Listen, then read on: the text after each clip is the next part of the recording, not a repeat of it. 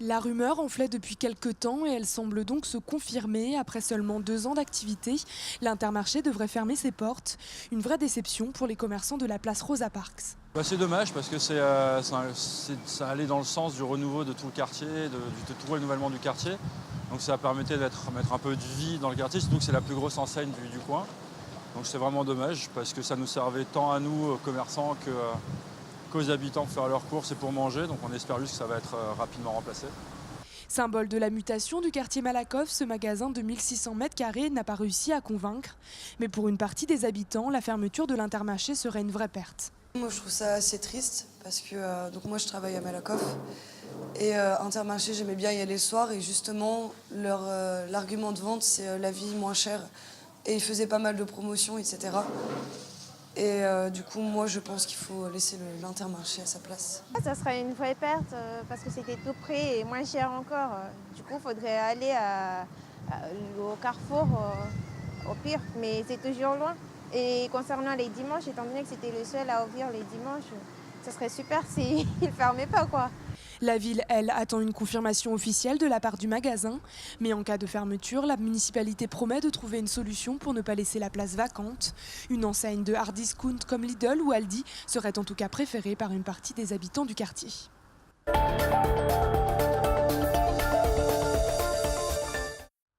Fini la grisaille du quai Wilson, imaginez plutôt un grand parc paysager, 12 hectares agrémentés de solarium, de pontons, voire même d'une guinguette. C'est l'un des projets phares de la 3e phase de réaménagement de l'île de Nantes. L'équipe en charge du projet a été choisie et c'est une paysagiste urbaniste qui en est la figure de proue. On a travaillé pendant presque 9 mois sur ce projet. La Loire étant présente, il y avait une certaine évidence pour nous que le parc devait, s'il était métropolitain, il devait se situer en bord de Loire. Et notamment, en plus, ça bénéficier de sa position au sud et sur l'ouverture du plan d'eau situé au sud. Après le réaménagement des anciens chantiers de la Berge Nord et d'une partie de la Prairie au Duc, la 3e phase s'intéresse à la partie sud-ouest de l'île, un quartier qui accueillera entre autres le nouveau CHU à l'horizon 2026. Et si le projet de l'équipe de Jacqueline Hosty a été retenu, c'est pour la grande place qu'il accorde au végétal dans l'environnement urbain. Moi, je sens sur le terrain une aspiration des Nantaises et des Nantais à une ville moins minérale, à une ville moins béton, pour le dire de manière encore plus directe. Et j'ai considéré que nous avions là une opportunité vraiment fabuleuse pour retenir une équipe conduite par une paysagiste qui, dans cette idée de Nantes verte et bleue, à la fois de la réconciliation avec le fleuve et de la place donnée à la nature, puisse faire des propositions. Même si le calendrier de réalisation n'est pas encore établi, l'aménagement du parc de la Loire pourrait commencer en 2018.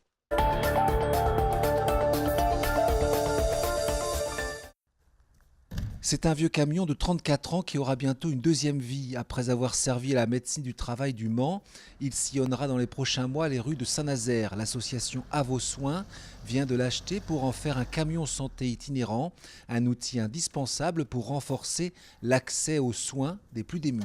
L'objectif, c'est d'aller dans différents quartiers de Saint-Nazaire et du territoire où on a identifié des besoins spécifiques. Ça peut être sur les marchés pour être au contact avec la population âgée, par exemple quand on intervient avec un audioprothésiste. Ça peut être ici, aux alentours de la base sous-marine, où on sait qu'il y a des sans domicile fixe qui sont plus ou moins installés ou qui vivent en tout cas un peu ici. Pour l'instant, l'espace est totalement vide, mais une fois aménagé, le camion proposera 2 espaces adaptés pour les parcours de soins. On va avoir un espace de convivialité qui est le premier espace dans lequel on se trouve. Dans le second espace, il y aura une douche pour l'accès à l'hygiène, pour les personnes qui vivent dans conditions de mal logement, et un espace de consultation. Donc pour la partie check-up avec des dentaires, une audioprothésiste, on aura un ostéopathe, on aura l'ONG Aide qui viendra faire des dépistages gratuits. Mais pour que ce projet aboutisse, il faudra rassembler les fonds nécessaires. Le financement participatif a déjà permis de collecter plus de 18 000 € sur un objectif de 45 000 à atteindre d'ici 42 jours.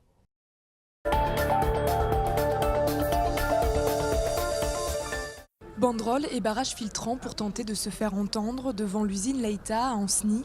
Une centaine de producteurs de lait s'est mobilisée contre la coopérative Terrena. Cette dernière propose un prix du lait en baisse pour le premier trimestre de l'année. 305 € les 1000 litres de lait pour le mois de février. On a eu des annonces de prix qui sont inacceptables pour le mois de février et mars, qui ne sont pas du tout dans la concurrence. Les voisins, les laiteries voisines payent plus cher. Donc aujourd'hui, Terrena, c'est le mauvais payeur. Donc on se devait d'être là pour leur prévenir, pour leur indiquer que ça ne pouvait pas être durable et qu'il fallait qu'ils revoient leur prix à la hausse. Pourtant, les indicateurs semblent être ouverts, avec notamment l'augmentation du prix du beurre. Le beurre n'a jamais été aussi cher, le beurre n'a jamais augmenté aussi vite, c'est la première denrée qui augmente aussi vite dans l'année. Donc il faut payer le producteur. Aujourd'hui, qui se gave, c'est certainement pas les agriculteurs. Depuis 2014, c'est une crise qui n'en finit pas.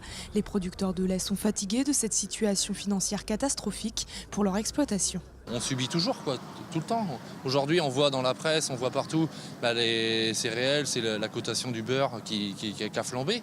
Et notre prix du lait, il ne monte pas en conséquence. C'est tout le temps la même chose. On n'est pas sûr de faire des investissements, c'est pas sûr que je m'installe non plus, parce que si c'est pour s'installer et s'endetter jusqu'à 40 ans et pas vivre de son métier, c'est pas la peine non plus. De son côté, la coopérative Terrena dit être consciente de l'effort qu'elle demande à ses agriculteurs, mais justifie son prix par une situation économique laitière encore très fragile.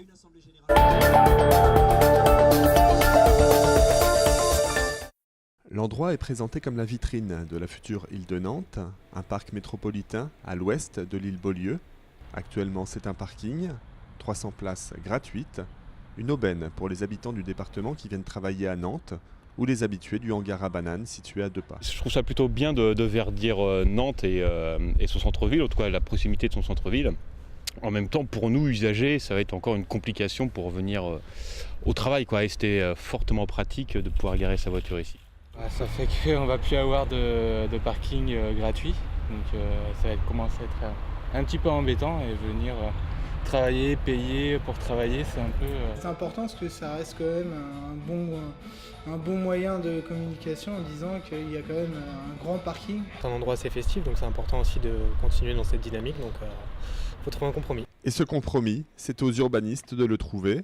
Option. Le stationnement qui sera lié au parc pourra être mutualisé avec l'offre de stationnement qui va se constituer pour la desserte en stationnement du futur CHU.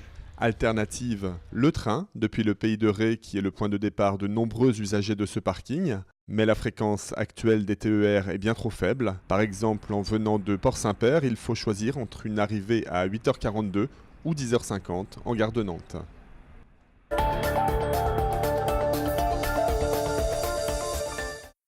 Avec 4 778 967 passagers accueillis en 2016, l'aéroport Nantes-Atlantique continue sa progression et affiche un trafic en augmentation de 8,7%. Sur les 5 dernières années, c'est une croissance de 47%, la plus forte des aéroports de province. En 2016, 5 nouvelles compagnies ont rejoint Nantes pour Bruxelles, Alger, Bordeaux, Londres et Munich. Elles sont désormais au nombre de 27, dont 8 low cost. Les destinations se répartissent ainsi, 47,5% au national, 46% en Europe et 6,5% à l'international. Les Nantais ont en effet boudé les destinations les plus lointaines avec une baisse de 16% au profit des pays européens. 4 millions d'euros pour 2 années d'études et de conception. La première phase de l'Arbrehéron se lance pour 2017-2018 et cette première étape donne l'ébauche du modèle financier qui sous-tendra tout le projet. Nantes Métropole a décidé de mobiliser 1 million d'euros pour lancer cette phase d'études. Nous allons engager pour la première fois une partie de financement pour la métropole, mais en respectant le principe que j'ai fixé. Un tiers de financement pour la métropole, un tiers de financement par les partenaires privés et un tiers de financement autre que nous allons aller chercher ensemble. Et pour collaborer avec les partenaires privés, Nantes Métropole a décidé de créer un fonds de dotation. La collectivité peut d'ores et déjà compter sur le soutien du Crédit Mutuel. La banque a décidé d'apporter 1,5 million d'euros à cette première phase. De leur côté, les machines de Lille ont mis en place un système de parrainage. Les entreprises qui le souhaitent peuvent devenir parrains d'une des 22 branches de l'Arbrehéron. Une quinzaine d'entreprises se sont manifestées, comme l'Intermarché de l'Héraudière. L'avantage de ce projet-là, c'est que c'est un projet qui est accessible aux PME. C'est-à-dire que pour 50 000 euros, on a accès à une branche. Et donc, c'est un projet qui est considérable. Et en général, les projets qui sont considérables comme ça, ce n'est pas accessible aux PME comme la mienne. Et les porteurs du projet souhaitent confirmer ce modèle de financement pour la suite. Pour mémoire, le coût total de l'Arbrehéron est estimé à 35 millions d'euros.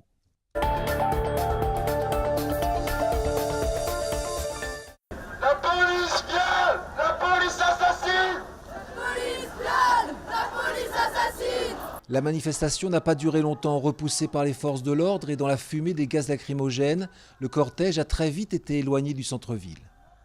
Même pendant le mouvement social, il y a que sur des manifs qui avaient été interdites qu'on a vu ce genre de dispositif. C'est très inquiétant de se dire que juste des centaines de personnes qui se rassemblent pour exprimer leur point de vue aujourd'hui à Nantes se retrouvent avec des policiers tout autour d'elles qui les visent directement avec des LBD, qui fouillent tout le monde comme si on était des terroristes. Avec l'appui d'un hélicoptère, les forces de l'ordre ont donc repoussé les manifestants jusqu'au parking de l'île Gloriette avant de les encercler. Des manifestants qui dénoncent des violences policières bien au-delà des faits qui se sont déroulés à Aulnay-sous-Bois. Il y a un problème d'autant plus fort qu'on est à Nantes, et à Nantes il y a eu 5 personnes qui ont perdu un œil ou l'usage d'un œil suite à des tirs de balles en caoutchouc par la police ces dernières années. Il y a eu des centaines de blessés, parfois graves, lors du mouvement contre la loi travail à Nantes. Et là, ce soir, encore une fois, la manif a été interdite de fait par la police. Donc aujourd'hui, quand on s'insurge contre le viol d'un jeune homme par la police, voilà ce qui se passe. On est interdit de manifester par le préfet. Les manifestants ont été contrôlés, certains interpellés. Les derniers d'entre eux ont été dispersés en soirée, 3 heures après le début du rassemblement.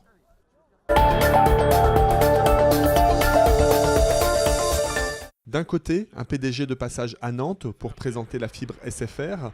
De l'autre, des salariés qui marquent cette visite par un piquet de grève et rappellent les réductions d'effectifs prévues cette année. Mais curieusement, pas de rencontre. Au quotidien, pourtant, des agents qui constatent une dégradation de leur activité. Tous les jours, des relances, des dossiers qui ont des semaines, des mois de retard. C'est pas le service client comme on peut l'imaginer, quoi. Ça vend pas du rêve. Pas de rêve, mais une réalité crue, rabâchée par la direction. La compétition est très rude. Et donc nous pensons qu'il est nécessaire que nous adaptions notre organisation pour pouvoir faire en sorte que nous soyons plus adaptés à l'ensemble du modèle économique qu'imposent aujourd'hui les télécoms. Et à Saint-Herblain, les salariés se sentent au pied du mur. C'est un plan de départ volontaire, donc on a le choix de partir ou pas. Celui qui veut partir peut essayer effectivement de trouver du travail dans le bassin d'emploi nantais, mais c'est pas forcément gagné. Certains vont en profiter pour partir sur des formations, des nouveaux boulots. En plus, on a tous un petit peu le même profil, on est quand même nombreux à être au service client, donc les débouchés ne sont pas énormes. Les négociations sur ces départs volontaires auront lieu à partir du mois de juillet. Le groupe veut ainsi économiser 300 millions d'euros par an.